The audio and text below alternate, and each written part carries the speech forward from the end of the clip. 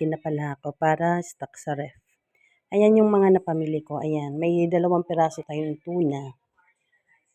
Tsaka yung galong, yan, isda na maliliit, pang paksiw, masarap siya. Meron din tayong yan, yung galunggong siya na malalaki. Yan, bumili ako ng 2 kilo. Ayan, meron tayong manok. At saka yan, pata ng baboy. Meron din laman ng baboy. At saka iyon, no, pang-almusal namin.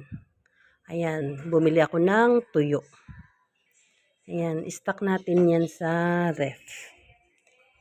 Para in case na tamarin ka sa pamamalengke, although malapit sa amin yung palengke, yan, meron tayong madudukot sa ref.